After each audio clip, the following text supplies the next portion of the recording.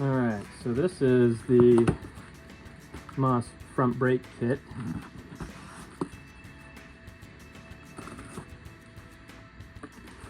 Let's see how we're looking here.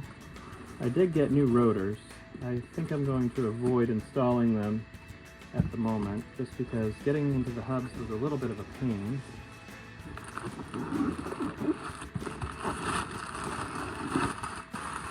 Ah, good. Oh, it did come with pads.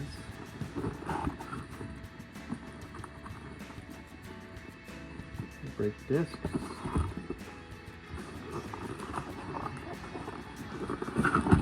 I'm not familiar with the classic gold brand, but from what I understand, they are pretty good.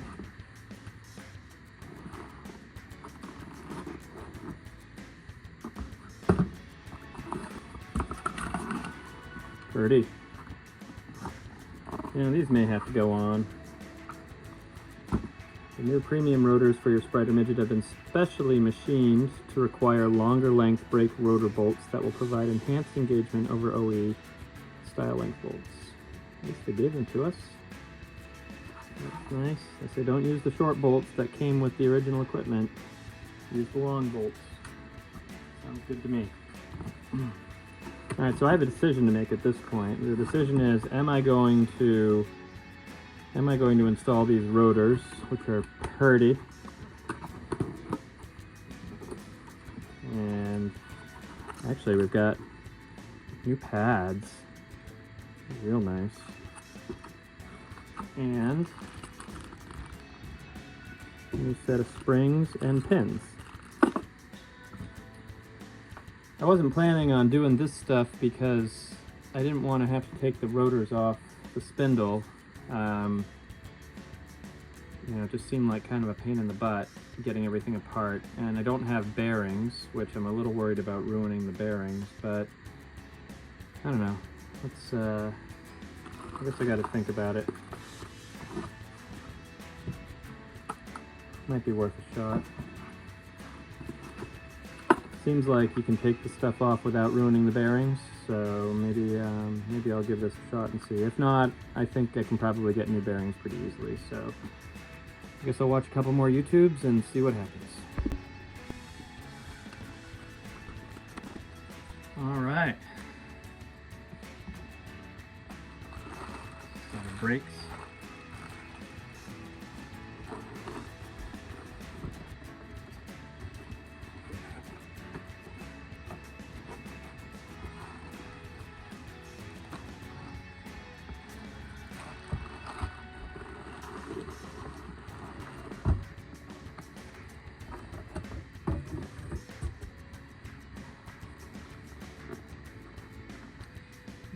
Looks like we've got right front and left front, stainless steel.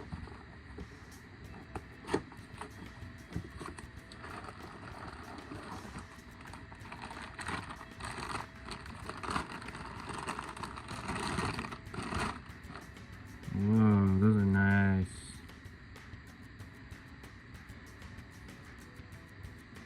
Beautiful.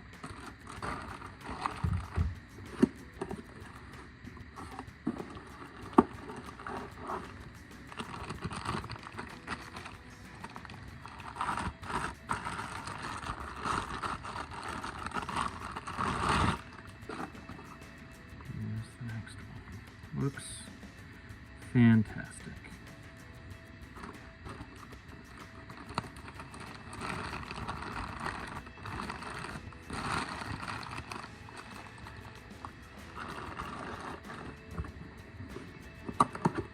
Move that side and get ready to put them on.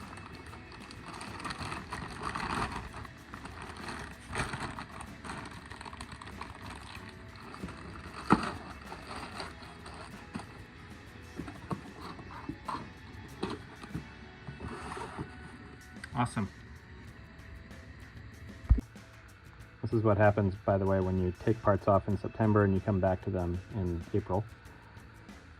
Basically, this little hole here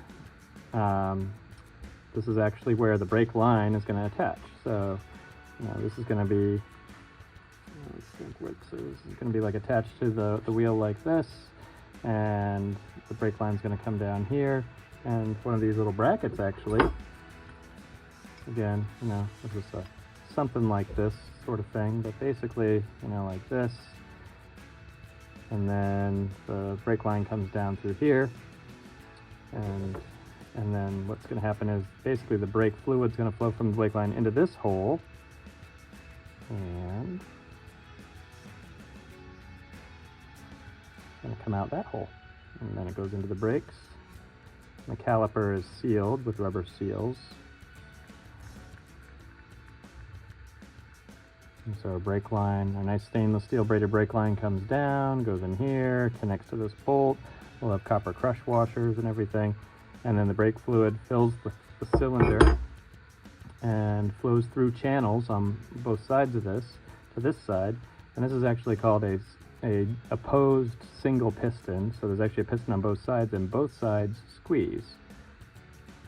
So that's how that works. Pretty simple at the end of the day. Just, for whatever reason, I was forgetting about the brake line and how the fluid actually gets into the caliper. So I think we can maybe do a little test fit and see how this looks on the setup.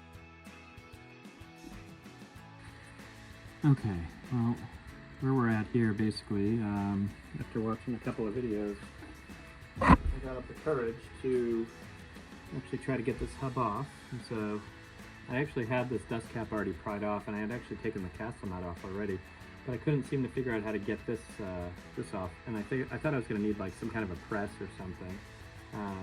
But again, I watched a video of someone who literally just popped it off with a rubber mallet.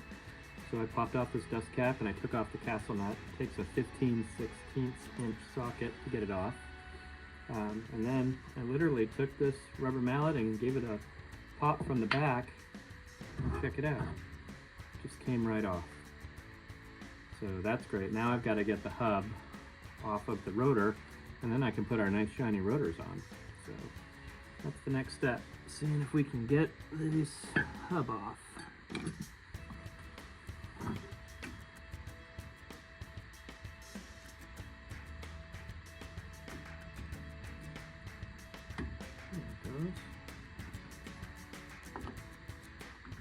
And this will be filled with red grease just like the other one.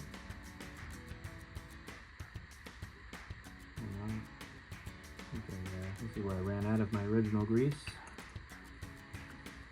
Too bad. I need to refill this up with grease and pack it again, but how these projects go. There we go. I always love it when the cotter pin actually comes out. Probably shouldn't speak too soon. There we go. Comes out. I wonder if I should do this before I pick it up. Let's see.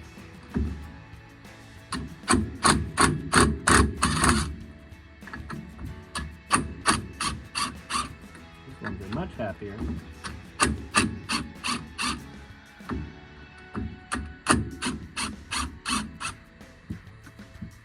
That was easy. Big sockets and a big bar.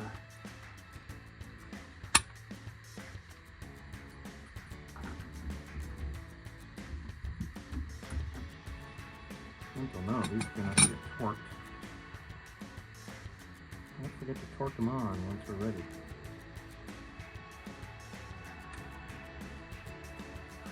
Alright, so then the question is, how do we get these off? Will they come off? The other side popped off basically with this rubber mallet. Boom. Can't believe it.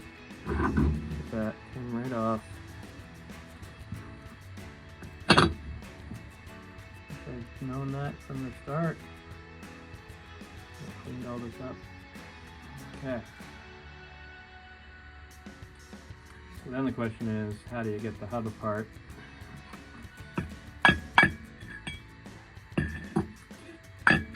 Everything I've seen is just kind of pound it.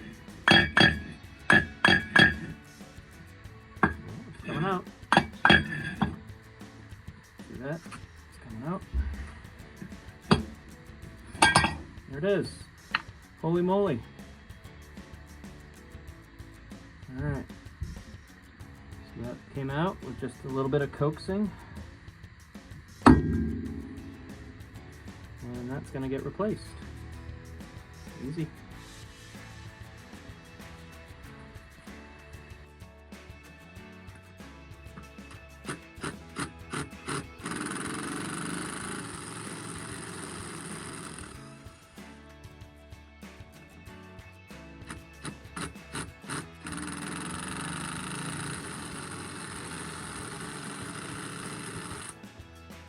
Three out of 4. Come on.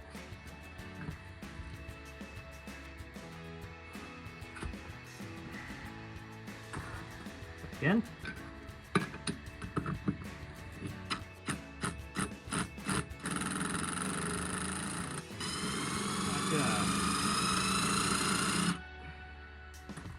WD-40 and an impact wrench. Amazing combination.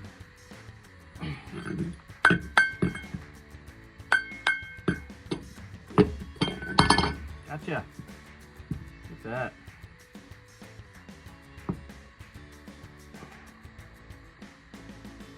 That's gonna get tossed. A brand new shiny one. Amazing. I thought that was a lost cause. I thought I was gonna need some kind of a special press or puller or something, which I'm sure would have made that easier. You know, it's not that it wasn't the right type of tool for the job. I don't have one. And I wasn't looking forward to getting one because I feel like I've got all the tools I could care to have at the moment. Alright, well, these will have to be cleaned up. Can't put nice shiny rotors on and have icky, greasy hubs.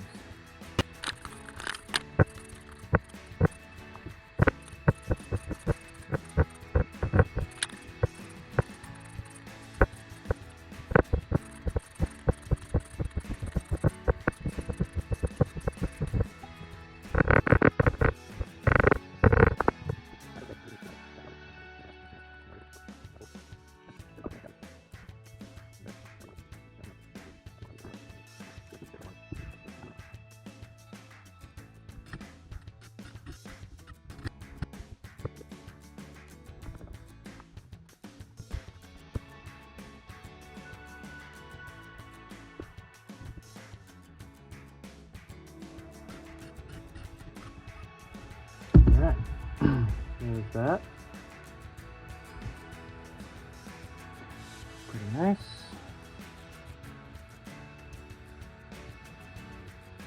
Yeah.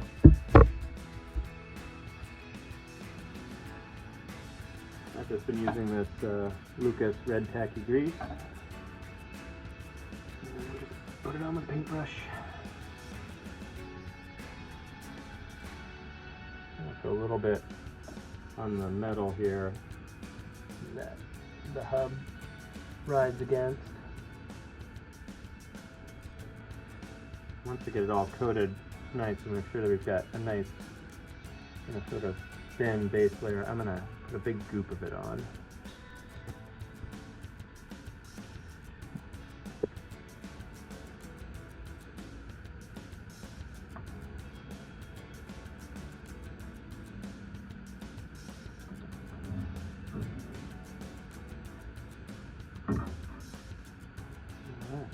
Let's bump it. This washer actually has a little key in it that lines right up at the groove on top, right at 12 o'clock of the spindle. There we go.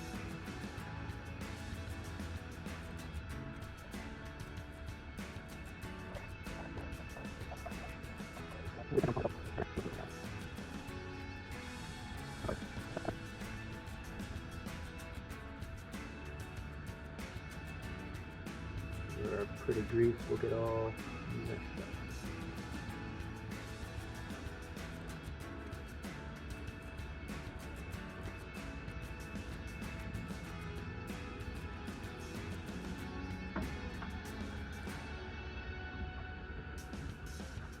And this is a 1/8 cotter pin, and obviously we can't see very well with our grease covering this up.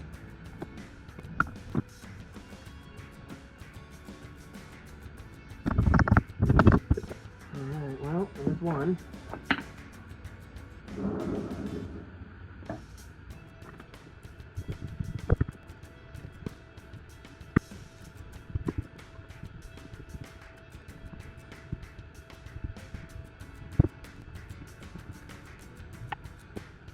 Check this out, man. That looks pretty awesome.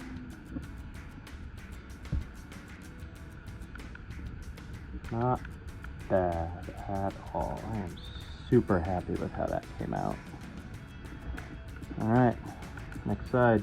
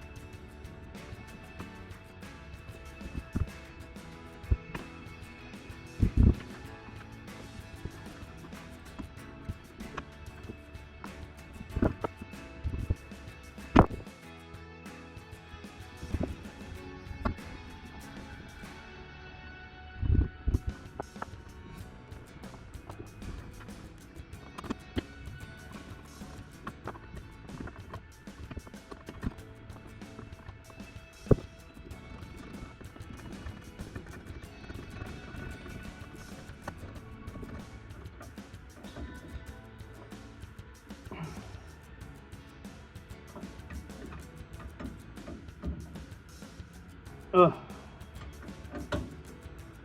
Well, that was a pain in the ass. Holy moly.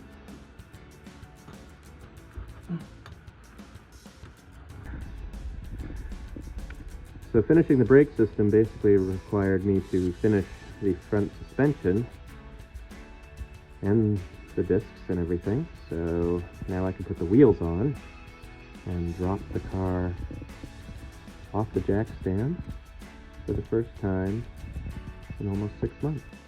There we go.